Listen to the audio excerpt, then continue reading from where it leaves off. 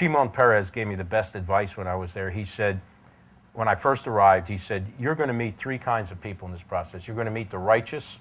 Don't waste your time, because you're not going to convince them on either side.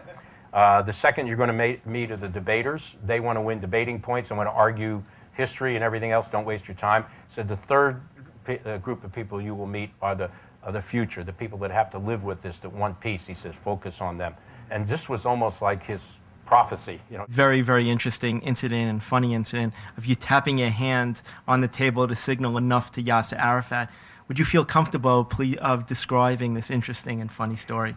Well, I didn't tap my hand. I banged my fist on the table, and I made a statement that I had to go home and cut my grass, and I couldn't waste my time with all the bullshit that was going on. And they had trouble translating that, but you know, but it got everybody's attention, and we kind of moved on to what we needed to be doing. They decided to, when they began to talk about cakewalks and flowers in the street, it was obvious they were on another planet, you know, than the one I was in for a dozen years and building. And they decided to do it with 130,000 troops and not secure the borders, not secure the population as they unrolled. When they decided to disband the army after we spent 10 years communicating to the Iraqi regular army that if you don't fight, if you go home or stay in garrison, we'll take care of you. When they decided to close the state-owned factories and put people out of work and piss them off, when they decided to de-Baathify and alienate the Sunnis instead of reconcile, and I go on and on and on. All those lessons were known beforehand and were planned to do it another way. To me, there was no evidence of an ongoing program. Let me explain this. The inspectors, the UN inspectors, Hans Blix, you know, at that point in time, Mohammed al-Baradei, before them, Richard Butler and Ralph Ficaeus, they had three parts to their mission. One part to ensure that all the weapons of mass destruction that Saddam had were accounted for.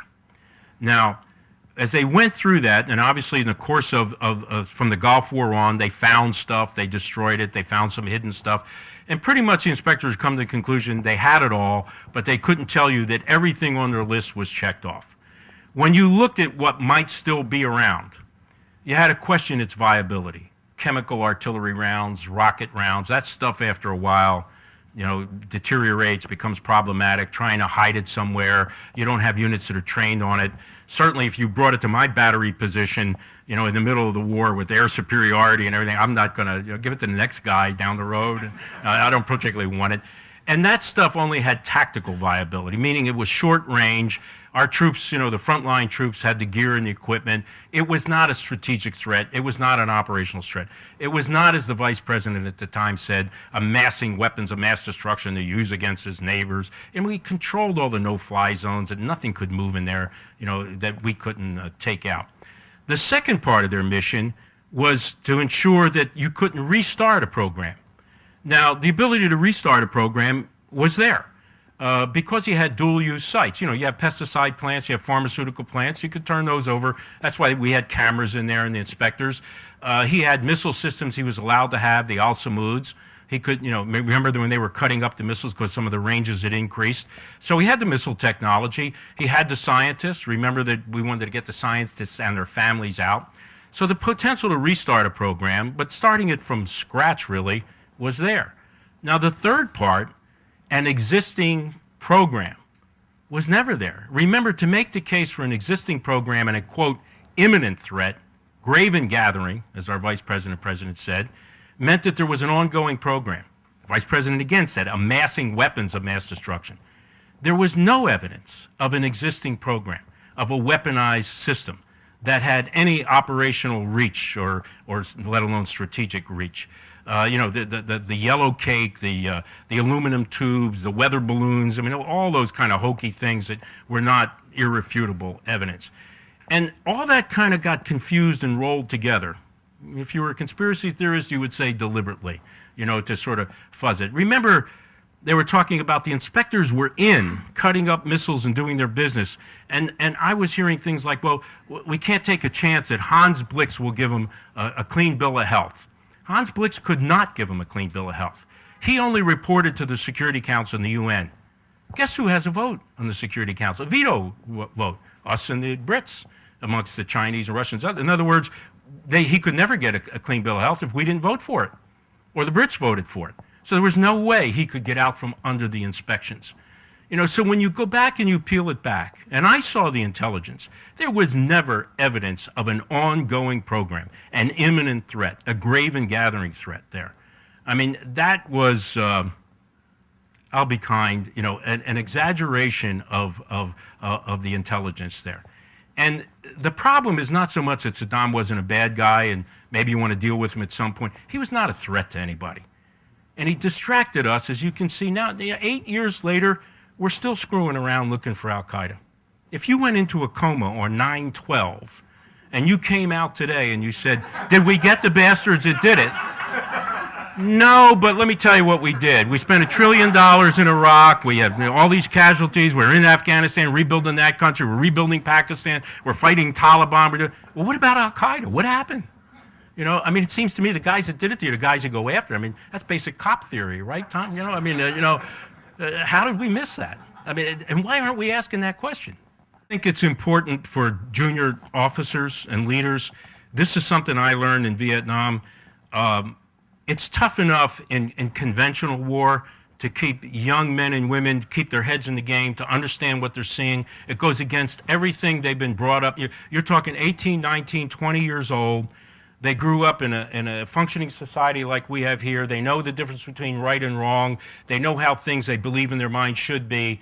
They see these horrible things go on. They can't sort out good guys from bad guys. They don't know why it's happening. You can see the pressures. You can see the post-traumatic stress syndrome, the number of suicides. And to me, this is always an issue of trying now to sort out a whole world that's gone upside down on you. And from what I saw as a junior officer, a lieutenant, and a captain, my job was to keep their heads in the game, to make sure they understood, and we tried to explain and make a rational understanding of what's happening. Keep them focused. Keep them grounded in what's important and what they're seeing. They're going to see their buddies killed and wounded. They're not going to understand what's happening and why. It's not the clear-cut sort of good war.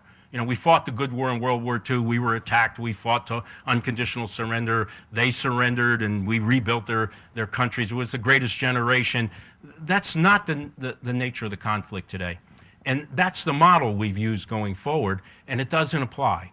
And so the hardest thing you have to do is to keep their heads screwed on and keep them focused and make sure that they understand what they're doing. And don't compromise on doing the right thing in good discipline. One of the things that scares me now, I heard this from a young person saying that, if something happened in a unit and it was, somebody did something they shouldn't do, it may have even been an atrocity, I'd never tell them my buddies. I think that's the wrong attitude, because that means you condone it. That means it's okay. This idea that you don't come out against what's wrong means you're going to have more Abu Ghraibs, you're going to have more atrocities. We're going to lose who we are. And the whole unit suffers from that. Our whole military suffers from that. That's sustained. Our nation suffers from that, because that's not who the rest of the world, the good world, wants America to be. And so your toughest job is to keep that focus. I saw this as a young officer in Vietnam, and I'm sure you can see it in spades in Iraq and Afghanistan. And and especially after a traumatic event, sorting that out.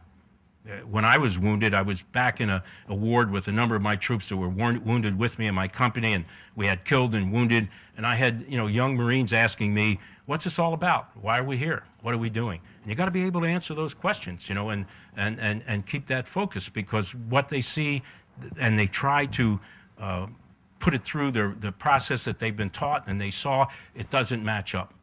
And you've got to provide that sort of guidance and rationalization as to what's happening.